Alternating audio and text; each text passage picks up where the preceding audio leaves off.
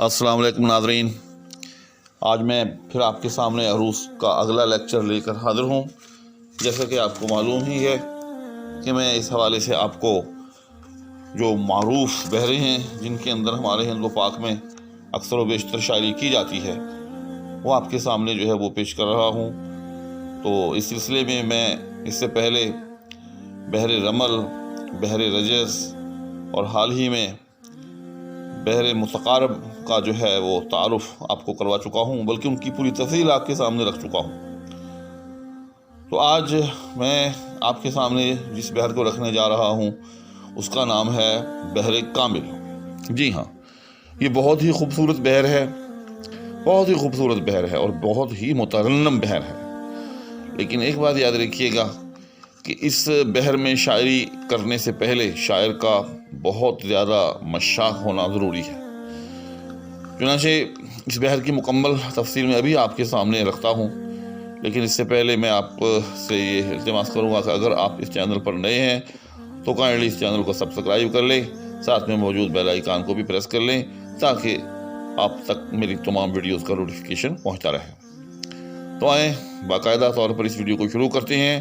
تو جیسا کہ میں نے عرض کیا کہ آج میں آپ کے سامنے بحر کامل جو ہے وہ رکھنا چاہ رہا ہوں۔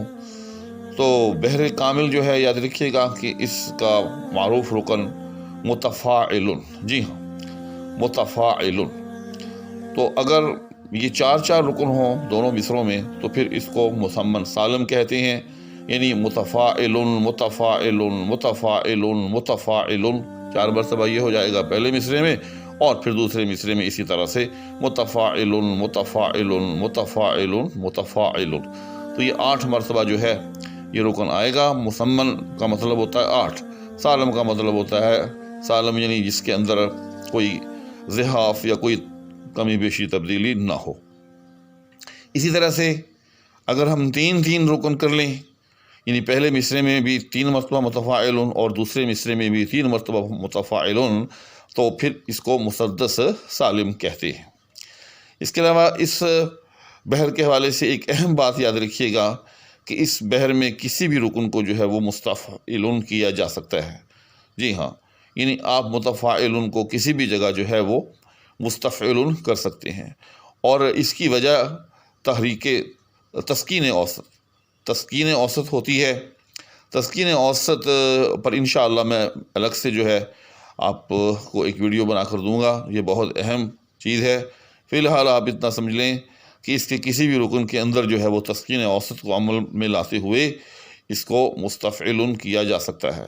لیکن ایک بات یاد رکھیے گا کہ تمام ارکان کے اندر اس اصول کو بروئے کار نہیں لایا جا سکتا کہ آپ تمام ارکان کو ہی جو ہے وہ مستفعل کر دیں، کیونکہ اگر آپ تمام ارکان کو مستفعل کر دیں گے تسکین اوسط کے قانون کو عمل میں لاتے ہوئے تو پھر یہ بحر رجز میں بدل جائے گی، چونکہ مستفعل جو ہے ایک الگ سے جو ہے وہ رکن ہے اور اس رکن پر مشتمل ایک الگ سے بحر ہے جس کو بحر رجز کہتے ہیں، جس پر میں پوری ایک ویڈیو جو ہے اپنی پہلے بنا چکا ہوں۔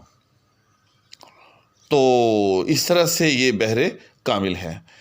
تو آئیں اب اس کی جو ہے وہ آپ کو مثالوں کے ساتھ وضاحت کرتا ہوں۔ تو علامہ اقبال کی معروف اور مشہور غزل کبھی اے حقیقت منتظر نظر آ لباس مجاز میں، کہ ہزار سجدے تڑپ رہے ہیں میری جبین نیاز میں، جو میں سر بسجدہ ہوا کبھی تو زمین سے آنے لگی صدا، تیرا دل تو ہے صنم آشنا تجھے کیا ملے گا نماز میں۔ تو یہ بڑی معروف غزل ہے علامہ اقبال کی، بہت ہی مترنم ہے، بہت ہی خوبصورت ہے، وہ اسی بحر یعنی بحر کامل میں ہے۔ تو لگتے ہاتھ میں آپ کو اس کی ترتیب بھی سمجھا دیتا ہوں تاکہ اگر کوئی شاعر اس بحر میں لکھنا چاہے تو اس کو اس کی مدد سے جو ہے وہ پتہ چل سکے کہ کیسے جو ہے اس میں ارکان جو ہیں وہ تقسیم ہو رہے ہیں۔ تو آئیں ہم اس کی ترتیب بھی کرتے ہیں۔ تو میرے سامنے مصرع ہے کبھی اے حقیقت منتظر نظر آ لباس مجاز میں، اس میں 4 متفاعل ہیں، تو میں اس کو اس طرح سے پڑھتا ہوں کہ آپ کو محسوس ہوگا کہ یہ 4 حصوں میں تقسیم ہو گیا ہے۔ کبھی اے حقیق متفاعل، قط منتظر متفاعل، نظر آ لبا متفاعل، سے مجاز میں متفاعل۔ جی ہاں، دوبارہ دوہرا دیتا ہوں، کبھی اے حقیق متفاعل قط منتظر متفاعل نظر لبا متفاعل سے مجاز میں متفاعل۔ اسی طرح سے دوسرا مصرع کہ ہزاروں سج متفاعل دے تڑپ رہے متفاعل ہے میری جبی متفاعل نیاز میں متفاعل۔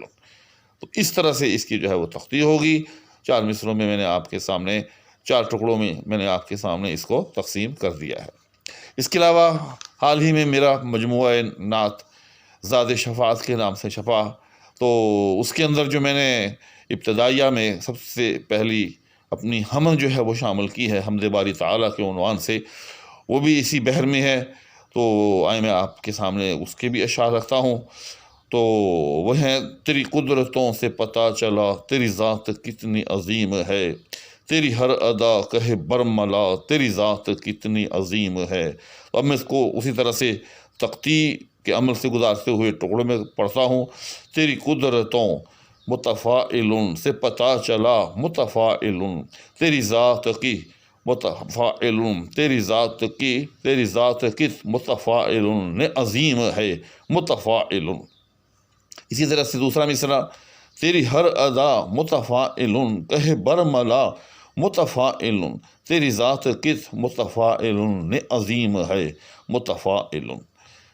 دوسرا شعر ہے: تیرا رنگ رنگ ہے دل نشیں تیری کائنات ہے کیا ہنسی تیری ہر ادا بڑی دل کشا تیری ذات کتنی عظیم ہے۔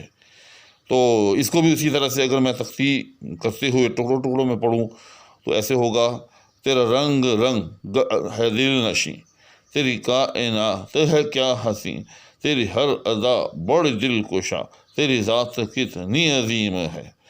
تو اس طرح سے یہ میں نے اپنی کتاب کی 2 شعر اور علامہ اقبال کی معروف غزل کا مطلع آپ کے سامنے مثال کے لیے پیش کیا، اور ساتھ ساتھ میں اس کے ارکان کو جو ہے وہ تختی کے عمل سے بھی گزارا۔ اگر آپ میرے چینل سے جڑے رہیں اور اس طرح کی ویڈیوز کو دیکھتے رہیں تو میں پورے وثوق سے کہہ سکتا ہوں کہ آپ کو علم عروض پر کامل دسترس حاصل ہو سکتی ہے۔ اسی کے ساتھ اب آپ سے اجازت چاہوں گا۔ اللہ حافظ۔